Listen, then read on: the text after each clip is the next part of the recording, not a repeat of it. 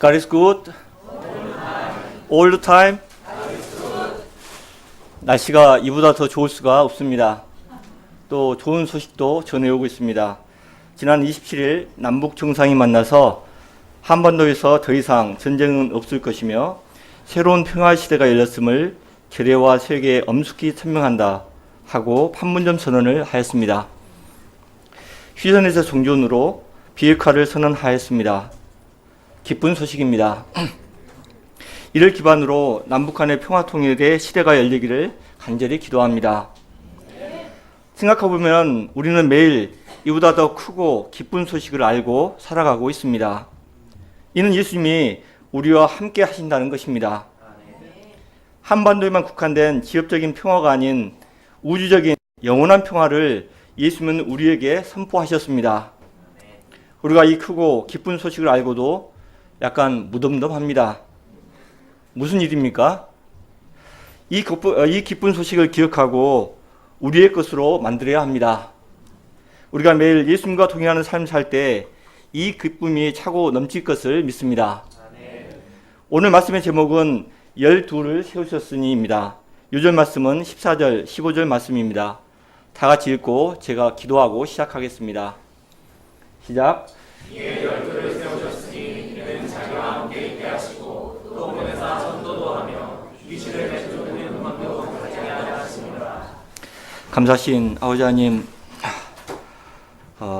정말 보잘것없고 또 내세울 것 없고 또 비천한 죄인들을 이제 긍휼히 여기시고 저희를 이제 당신의 이 주권에 따라서 부르신 것을 생각할 때 감사합니다. 아버지 하나님, 이 은혜를 저희가 기억하고 저희가 누구인지 깊이 기억하고 하나님의 은혜를 감사하고 찬송할 수 있도록 도와주시기를 간절하게 기도합니다. 아버지 하나님, 오늘 12를 부르신 말씀을 통하여서 예수님이 어떤 분이신가 깊이 묵상하고 저희가 어떻게 제자의 삶을 살아야 되는가 생각할 수 있도록 도와주시기를 간절하게 기도합니다.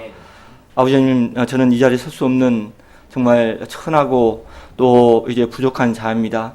제가 감히 설 수 없는 자리에 섰습니다. 지금 저를 긍휼히 여기시고 이 당신께서 당신의 말씀을 선포하여 주시기를 간절하게 기도합니다.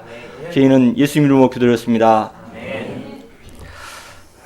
우리는 지난주 말씀에서 예수님은 안식일에 한손 마른 자의 손을 고쳐주는 것을 배웠습니다. 안식일에도 한 영혼을 구하는 치유 역사를 하신 것입니다. 백성들의 영적인 지도자로 자처하는 바리새인과 헤롯 땅의 사람들은 이 일을 자기 일처럼 기뻐하고 감사해야만 했습니다. 그런데 그들은 율법 조문에만 매여 예수님을 미워하였습니다. 그들은 틈만 나면 어떻게 예수님을 죽일까 의논을 하였습니다. 예수님은 불필요한 충돌을 피하시기 위해서 제자들과 함께 한적한 바다로 물러가십니다. 7절과 8절을 보십시오. 한적한 바다라고 했는데 그럼에도 불구하고 큰 무리들이 예수님께 나왔습니다. 그들이 어디서부터 온 것입니까? 지도를 보면은 서쪽으로는 갈릴리, 남쪽으로는 유대, 예루살렘과 이두메, 북쪽으로는 이방 땅 두로와 시돈, 그리고 동쪽으로는 요단강 건너편 베레아와 데가볼리 지방에서 몰려왔다고 기록하고 있습니다. 이들이 온 거리를 살펴보면 먼 곳은 거의 200km가 넘는 거리가 됩니다. 요즘은 KTX를 타고 1시간 반 거리지만 당시에는 사람들이 걷거나 나귀를 사용하기 때문에 하루 종일 걸어도 또 이틀, 3일 걸어도 걸리는 거리입니다. 당시 길은 거칠고 강도들이 들끓었습니다. 이런 위험에도 구름같이 몰려온 이유가 무엇입니까? 8절 하반절, 그가 하신 큰 일을 들었기 때문입니다. 그의 하신 큰 일은 예수님께서 하신 일을 말하는데 그것은 말씀과 수많은 이적을 행하는 것을 가리킵니다. 둑고의 원어 아쿠온테스는 지속적으로 들어오고 있는 상태를 의미하고 있습니다. 예수님께서 모여든 무리들은 예수님의 말씀과 신비한 사역을 계속해서 들어왔습니다. 그때 그들은 마음이 감동되고 거리에 상관없이 먼 거리를 한 걸음에 달려올 수 있었습니다. 9절을 보십시오. 많은 무리가 예수님을 에워싸고 밀었습니다. 예수님의 무리로 인해서 바다에 빠질 지경이 되었습니다. 이는 많은 사람을 고치셨으므로 병으로 고생하는 자들이 예수를 만지고자 하여 몰려왔기 때문이라고 10절은 기록하고 있습니다. 무리들은 생각하기에 예수님께 접촉하기만 하면 모든 것이 회복될 것으로 여겼습니다. 만지고자 하여 몰려왔다. 이 말은 원어로 보면은 몸을 던지라는 표현입니다. 야구 선수가 도로하기 위해서 슬라잉 하듯이 병자들이 위험할 정도로 자신의 몸을 던져 달려들었다는 뜻입니다. 그들은 필사적으로 예수님께 몰려와서 자신의 질병 문제를 해결하고자 했습니다. 본문의 병, disease, NIV에는 disease라고 나오는데 해당하는 원어 마스티가스는 채찍, 고문이란 뜻으로 특히 만성적이거나 치명적인 질병을 가리키고 있습니다. 5장에서 혈류병 걸린 여인의 특수한 상태를 가리킬 때도 사용되었습니다. 이렇게 만성적이고 치명적인 육체의 질병은 채찍질하는 것처럼 우리의 몸을 괴롭게 합니다. 잠도 못 자게 하고 온몸이 쑤시고 힘이 없게 만들어버립니다. 이런 고통을 겪은 병자들에게 예수님의 소식은 큰 소망이 되었습니다. 그들은 필사적으로 고침을 받기 위해서 예수님께 나왔습니다. 모든 체면을 무릅쓰고 예수님 앞에 달려와서 몸을 던졌습니다. 이것은 예수님만이 치료자가 된다는 것을 알았기 때문입니다. 예수님은 그 병이 원인이 어떠하든 그 모든 소원한 자들에게 치유의 은혜를 베풀어 주시고 생명의 말씀을 베풀어 주셨습니다. 이 예수님은 모든 문제에서 구원하시는 구원자요, 병을 치료하는 치료자가 되십니다. 이 예수님은 우리의 육신적인 질병뿐만 아니라 영혼의 치료자가 되십니다. 우리가 모든 문제를 들고 간절함으로 나갈 때 주님께서는 우리를 구원하여 주십니다. 한 사회학자가 우리 사회를 병든 사회라고 진단합니다. 예수님의 시대는 식민지 백성으로 가난과 질병으로 심히 병들고 귀신 들린 시대였습니다. 오늘날은 물질 문명으로 의식주는 많이 좋아졌지만 사회가 복잡해서인지 정신적인 질병은 더욱 깊어져 갑니다. 오늘날 인터넷은 정보의 혁명을 가져왔지만 한편으로 수많은 청소년들에게 인터넷 중독이라는 질병을 가져왔습니다. 인터넷 중독은 병리적인 도막이나 섭식장애, 알코올 중독 등의 다른 중독들과 비슷한 양상을 보입니다. 사람 관계에 어려움을 겪으며 존재감을 저하하고 우울과 불안 및 충동 조절 장애를 일으킵니다. 댓글 한번 잘못 달았다고 해서 살해 협박을 하고 성폭행하는 기사가 뉴스에 나오기도 합니다. 중독된 청소년들은 하루 종일 골방에 처박혀서 폭력적인 게임을 하고 음란한 영상에 중독되어 가족과 소외되고 내면의 분노를 쌓아만 갑니다. 이들은 마치 귀신 들려 무덤에 거하는 거라사인과 다를 바가 없습니다. 영혼이 병들어 정신과 행동이 파괴적이 되고 반사회적이 되었습니다. 거라사인을 그 사회가 감당할 수 없어서 무덤에 묶어 놓았습니다. 그러나 예수님이 치료하자 귀신이 나가고 그 사람이 온전해졌습니다. 이렇듯 이 사회가 영혼이 병들어 귀신 들린 젊은이들을 어떻게 할 수가 없습니다. 그러나 예수님께 나올 때 예수님은 치료해 주시고 온전한 사람으로 만들어 주십니다. 우리가 영적으로 병든 이 시대에 상한 심정을 가지고 치료자 예수님께 들고 나올 수 있기를 간절하게 기도합니다. 병든 내가 먼저 예수님께 나오고 자녀들과 양들을 데리고 예수님께 나올 수 있기를 간절하게 기도합니다. 그래서 치료받고 날마다 새롭고 생명력이 넘치는 삶을 살 수 있기를 간절하게 기도합니다. 13절을 다 같이 읽어보시겠습니다. 시작.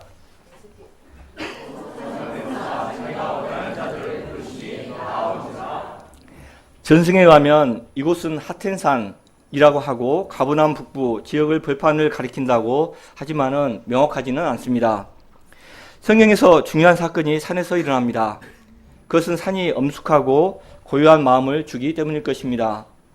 우리도 마음이 답답하면 산에 있는 기도원에 나갑니다. 복음서 저자 누가는 예수님이 산에 오르사 기도하셨다고 기록하고 있습니다. 예수님은 중요한 일을 앞둘 때 항상 기도로서 준비하였습니다. 그러면 예수님이 기도하시고 하신 일이 무엇입니까? 그것은 당신의 제자들을 택하신 것입니다. 예수님의 제자 선택 방법은 우리의 상식과는 많이 달라 보입니다. 오늘날 대학교에서 학생을 뽑을 때 일정한 자격을 요구합니다. 자기소개서를 쓰고 또 내신이 좋아하고 또 수능 최저 등급을 넘어야 하고 논술과 면접을 통과해야 합니다. 자기소개서는 어떤 활동을 했는지 얼마나 열정이 있는지 꼼꼼히 써야 합니다. 그런데 예수님은 사람의 외적인 조건이나 그들 각자의 열정적인 지원 의사에 따라서 당신의 12제자를 선택하지 않았습니다. 오직 당신의 권위와 뜻과 계획에 따라 그들을 선택하여 부르셨습니다. 그러면 이 부르심의 특징이 무엇입니까? 첫째로 이 부르심은 예수님의 주권입니다. 예수님이 부르신 사람들은 지원하는 사람들이 아니었습니다. 예수님이 원한 자를 선택하셔서 부르셨습니다. 요한복음 15장 16절에서는 너희가 나를 택한 것이 아니요 내가 너희를 택하여 세웠나니 이는 너희로 가서 과실을 맺게 하고 또 너희 과실이 항상 있게 하여 라고 말씀하십니다. 사람의 뜻이 아니라 예수님의 주권적인 택하심과 부르심입니다.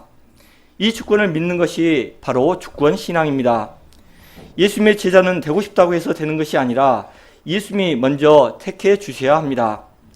이것은 한 번 부르셨으니 하나님은 변개치 않으시고 우리를 당신의 쓰실 만한 종들로 반드시 만들 것이라는 의미를 가지고 있습니다. 둘째로 아시고 부르셨습니다. 우리는 서로에 대해서 잘 모릅니다. 그것이 좋습니다. 모든 것을 알면 실망할 수밖에 없기 때문입니다. 그러나 예수님은 우리를 잘 아십니다. 우리의 모든 약점을 아시고도 실망하지 않습니다. 이것은 실망스러운 우리를 감당하시고 키우시겠다는 의지의 표현이기 때문입니다. 때문에 예수님의 부르심에는 실패나 후회하심이 없습니다. 요한복음 10장 27절에서는 예수님은 내 양은 내 음성을 들으며 나는 저희를 알고 저희는 나를 따른다고 하였습니다. 예수님은 우리의 허물이 많은 것을 아시지만 우리를 감당하고 인내해 주십니다. 셋째로 이 부르심은 은혜입니다. 내가 자격이 있어서가 아니라 내가 자격이 있어서 제자로 부르신 것이 아닙니다.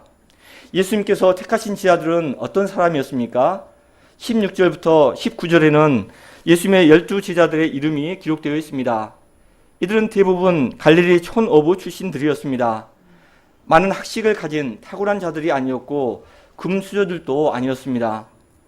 그들은 능력이 탁월하지도 출신 배경이 좋지도 못했고 오히려 가난하고 비천했습니다.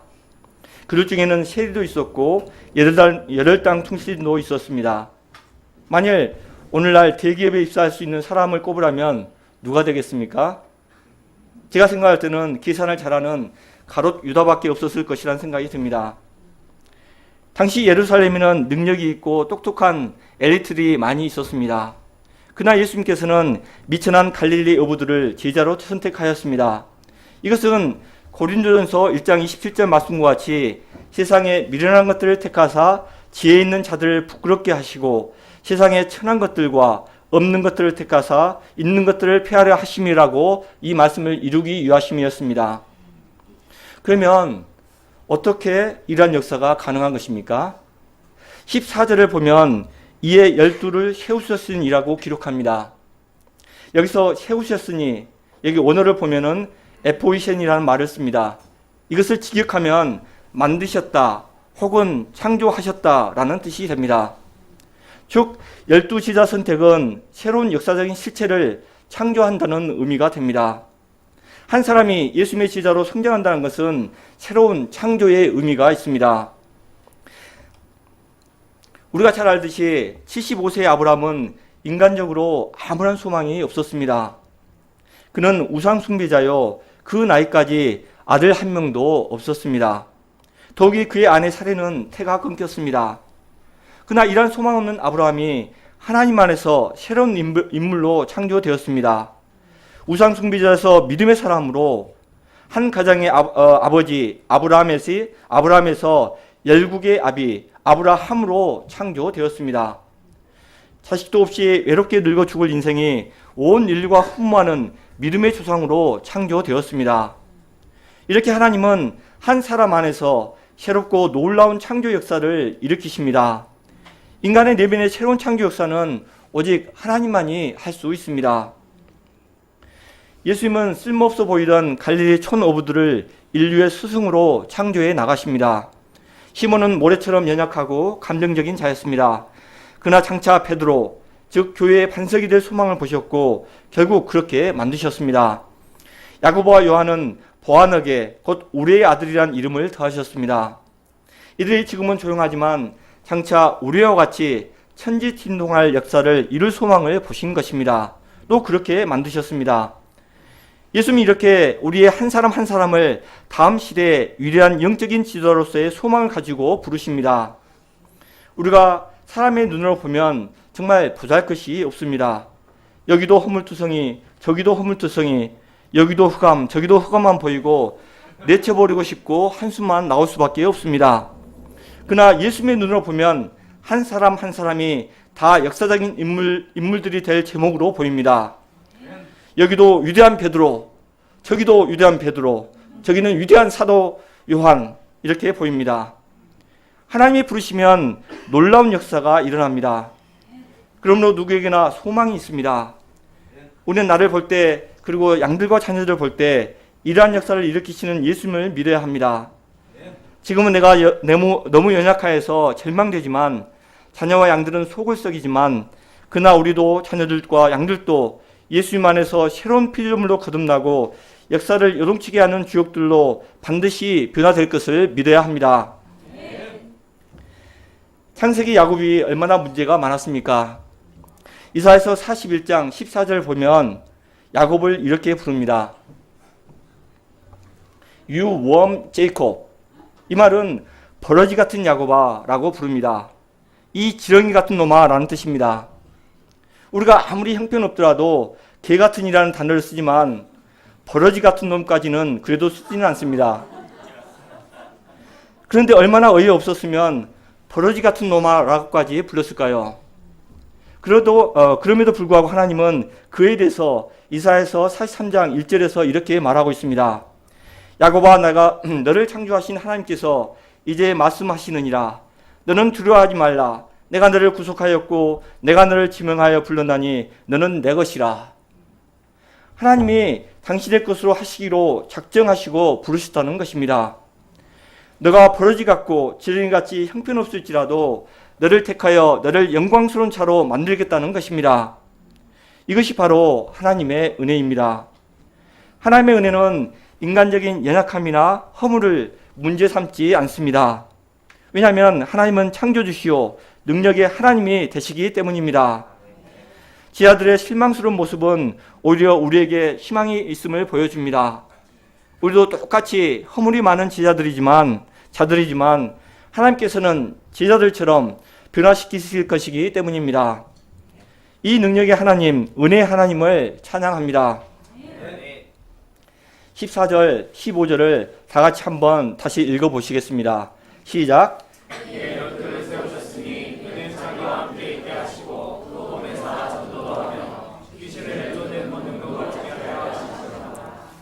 이 말씀에는 제자를 부르신 목적이 나와 있습니다. 그 목적이 무엇입니까? 첫째, 자기와 함께 있게 하기 위해서입니다. 사람은 누구와 함께 있는가에 따라서 그 사람의 모든 것이 좌우가 됩니다. 금묵자흑이라고 하였습니다. 무엇을 가까이 하는가에 따라서 사람도 자연스럽게 그렇게 되어갑니다. 삭막한 도시에서 온통 죽고 죽이는 게임과 음란 영상, 폭력 영화와 함께하고 방구석에 나오지 않으면 운둔형 외톨이가 되거나 울분형 외톨이가 됩니다. 그래서 자기를 폐쇄시키고 내면의 미움과 분노를 키우다가 결정적인 순간에는 폭발하여 묻지마 폭행이나 살인하거나 자해를 합니다. 이것이 하나님과 하지 않는 인간의 실존입니다.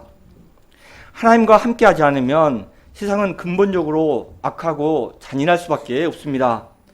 창세기 4장에 가인이 시기심으로 동생 아벨을 돌로 쳐 죽입니다. 그런데 가인의 후손 라멕은 자신에게 작은 상처를 하나 입혔다고 어린 소년을 무자비하게 죽이고 거기에다가 자랑스럽게까지 한다고 노래까지 합니다. 이런 정신 나간 경우가 어디 있겠습니까? 그런데 오늘날 가인의 후예들, 라멕의 후예들이 뉴스에 넘쳐나고 있지 않습니까? 이런 사람들이 어떻게 변화가 될 수 있습니까? 수양에 한번 가고 눈물 한번 흘렸다고 변화될까요? 그렇지는 않습니다. 이들에게는 정말 근본적인 변화가 필요합니다. 내면의 생각과 의식구조, 가치관 등 총체적인 변화가 필요합니다. 그러기 위해서 예수님께서는 제자들을 불러 함께 하시고자 하였습니다. 예수님과 함께 먹고, 예수님과 함께 자고, 예수님과 함께 대화하고, 예수님과 함께 생활함으로 예수님처럼 되도록 돕고자 하셨습니다. 예수님은 공생의 대부분의 시간들을 제자들과 함께 하시는데 보내셨습니다. 예수님은 어디를 가나 제자들을 데리고 다니셨습니다. 결혼식에 갈 때도, 또 말씀을 전할 때도, 또 귀신을 쫓아낼 때도, 기적을 베푸실 때도 항상 데리고 다니셨습니다. 이기적이고 교만하고 자기 중심적인 제자들과 함께 하시기에 얼마나 힘이 들었을까요? 서로 누가 크냐 싸우고 말해도 알아듣지 못하고 딴소리 짓거리고 마지막 고통스러운 십자가상에서는 도망가버리는 제자들 보면서 예수님은 얼마나 외로우셨겠습니까? 그러나 예수님은 온유와 인내로 그들 끝까지 함께 하시고 사랑하여 주셨습니다. 3년 후에 제자들이 어떻게 변했습니까? 그들은 바로 리틀 지저스가 되었습니다. 예수님께서 하신 말씀과 비슷하게 제자들이 말하고 예수님께 행하신 그 사역을 그대로 행합니다. 뿐만 아닙니다. 예수님께서 가신 길과 비슷한 길을 갔습니다. 예수님께서 십자가에서 순교하였듯이 가룟 유다를 제외한 제자들이 모두 순교의 길을 갔습니다. 우리가 이 땅에서 죄악된 문화를 먹고 마시며 살면 결국 가인의 후예로, 라멕의 후예로 파멸에 이를 수밖에 없습니다. 그러나 예수님과 함께 하게 될 때 내면이 변화되어 작은 예수들로 변화될 수가 있습니다. 예수님의 제자가 된다는 것이 거창한 일입니까? 큰 역사를 이루고 양들 머릿수를 늘리고 크고 눈부신 큰 교회 건물을 만드는 것입니까? 아닙니다. 그것은 예수님과 함께 하는 것입니다. 예수님과 동거하는 것입니다. 예수님은 말씀하십니다. 내 안에 거하라. 예수님과 함께하고 예수님을 배우는 것이 제자의 삶입니다. 일상생활에서 예수님의 말씀을 묵상하고 한마디 말씀에 순종하고 회개하고 기도하고 받은 은혜를 이웃에게 전하는 삶입니다. 예수님과 함께하며 예수님을 닮는 것이 제자 생활의 근본입니다. 여기에 진정한 영생의 기쁨이 있습니다. 또 변화의 기쁨, 소망이 있습니다. 둘째, 그들은 예수님으로부터 보내심을 받아 전도를 하였습니다. 그들은 보내심을 받은 자, 곧 사도, 아포스톨로스로서의 사명을 온전히 수행하게 됐습니다. 세상은 죄로 가득한 지류밖과도 같습니다. 여러 가지 위험한 유혹과 함정들이 사람들을 기다리고 있습니다. 제자들은 아직 어리고 연약합니다. 그들은 세상에 내어 보내는 것은 크나큰 모험일 수도 있습니다. 그러나 예수님께서는 과감하게 그들을 세상에 내어 보내셨습니다. 적극적으로 복음을 전하도록 하신 것입니다. 이때 제자들은 복음의 능력을 체험하게 되었습니다. 제자들이 예수님을 따라다니면서 사랑을 받고 배우는 것도 많았습니다. 그러나 이렇게만 하면 아무래도 의존적이 될 수밖에 없습니다. 하지만 그들이 파송을 받아 직접 필드에 나가서 전도하게 될 때 자립적이고 놀라운 복음의 능력을 체험하고 기쁨에 충만하게 되었습니다. 우리는 능력 있는 제자, 주님께서 쓰시고자 하는 제자가 되기를 간절히 소원합니다. 그러나 정말 우리가 좋은 제자가 되기를 원한다면 보내심을 받고 전도를 해야 한다고 합니다. 직장이든 캠퍼스든 가정에서든 열심히 복음을 전해야 합니다. 복음을 전하는 자에게 주어지는 축복이 무엇입니까? 15절을 보십시오. 귀신을 내쫓는 권능도 가지게 하려 하심이라. 우리가 복음을 전하고자 힘쓸 때 주님께서 귀신을 내쫓는 권능을 주십니다. 사람마다 그 사람을 잡고 있는 악한 영들이 있습니다. 반발심의 영, 교만과 열등감, 무지의 영, 또 욕심과 미움의 영, 비교심과 열등감의 영이 그들을 꽉 사로잡고 있습니다. 이것은 우리의 인간적인 의지와 능력으로는 이런 악한 영들을 어떻게 해볼 수가 없습니다. 그러나 우리가 복음을 전할 때 주님께서는 우리에게 권능을 주십니다. 악한 영들, 귀신을 내쫓는 권능을 우리에게 부어주십니다. 마가복음 6장 12절 13절을 한번 읽어보시겠습니다. 시작.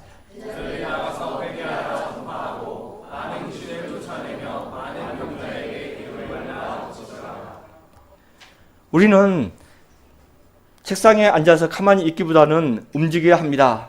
필드로 움직여 나가서 전도할 때 양들이 회개하고 귀신이 쫓겨나가고 병이 치료되는 놀라운 역사가 일어나게 됩니다. 우리가 전도하다 보면 후배들한테 막말을 듣기도 합니다. 가시가 찌르는 듯 합니다. 어색하기도 하고 당황스럽기도 합니다. 꼭 이런 식으로 해야만 하나, 고상하게 하는 방법이 없나 하는 생각이 듭니다. 그러나 예수님은 우리를 단지 고생시키기 위해서, 신자들의 숫자를 늘리기 위해서 전도하라고 하신 것이 아닙니다. 우리가 복음의 능력을 직접 체험해 보도록 하기 위해서 전도하라고 방향을 주셨습니다. 우리의 영적인 성장과 영적인 기쁨을 위해서 전도하라고 하셨습니다. 영적인 기쁨이 사라질 때 전도하면 기쁨이 생깁니다. 무시당하고 황당한 뒷소리를 들어도 내면에서 올라오는 뜨거운 기쁨이 생깁니다. 우리가 제자로서의 정체성을 지키고 자신을 위해서라도 말씀을 증거하고 먹이는 삶을 살 수 있기를 간절하게 기도합니다. 저는 오늘 말씀을 준비하면서 버려지와 같은 나도 부르시고 키우시는 주님을 묵상하게 되었습니다. 저는 시골 깡촌에서 개구리 뒷다리 삶아 먹고 살던 자였습니다. 정욕으로 음란 잡지를 보고 쾌락을 쫓다가 자식 때문에 얼굴도 들지 못하고 땅만 쳐다보고 다니다가 동전을 줬던 자였습니다.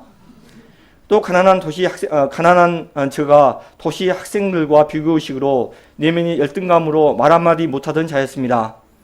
하나님은 이런 저도 소자야 내 죄사함을 받았느니라 하신 말씀으로 저를 불러주셨습니다.